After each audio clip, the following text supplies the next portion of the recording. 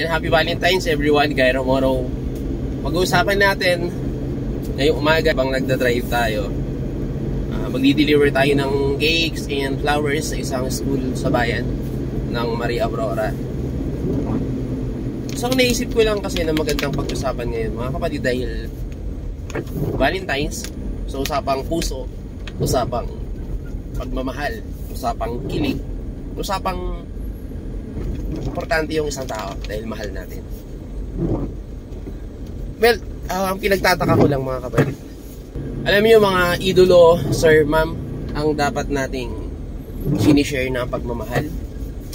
Ang pagmamahal ng Diyos na gumawa or lumalang ng langit at lupa. Of course, ang pagmamahal ng Diyos sa sanlibutan, no, na binigay niya yung kanyang bugtong na anak, which is Jesus Christ, to save our sin, no? To save us from sin.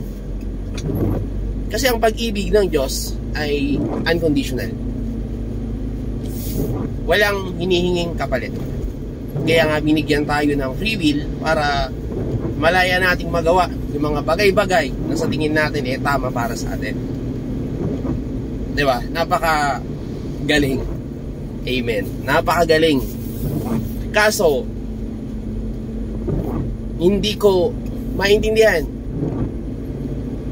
Napakadaming content na sumisikat, hindi tayo naninira or whatsoever. Napakadaming salita, napakadaming videos, napakadaming content ang nagba-viral. Na kung titignan natin is wala namang kasensense. Kung titignan natin is magagamit ba natin sa ating buhay, sa ating spiritual na buhay. Kasi mga kapatid, hindi maikakaila na ang katapusan ay malapit na. Sa mga nagbabasa or sa mga naniniwala sa Bible, alam niyo po yan, hindi naman maikakaila na halos lahat ng nakasulat na sa Bible or hula mula sa Bible ay nangyayari na. So,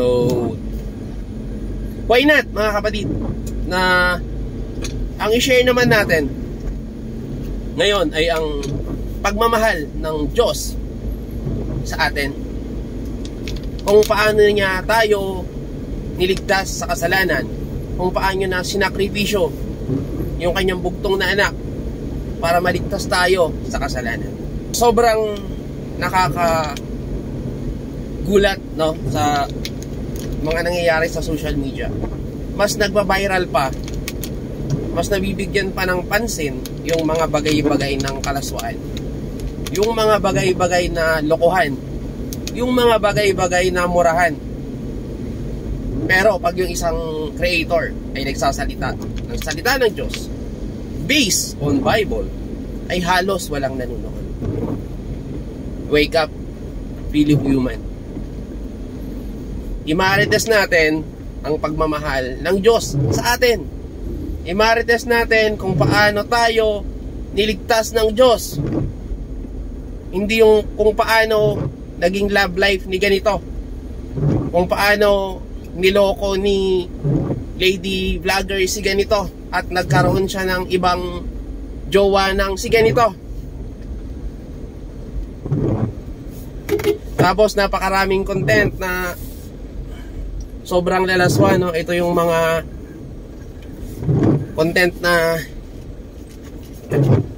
may sumasayaw na naka-brief lang na lalaki. Sumasayaw ng dirty dancing. Tapos may pera dun sa kanyang brief. Grabe, ang daming nanonood, yung kaibigan mo, yung tropa mo, yung kapatid mo, nandun nanonood at nagko-comment. Ito ang masama. Nakita ng isang creator na viral yung video na to. Ini-screen recording nila, no? Tapos gagawan nila ng content na makikita ng anak nila, na makikita ng kapamilya nila At of course, gagayahin ang iba. So, what's going on? Saan tayo papunta mga kapatid? Hindi ako perfect.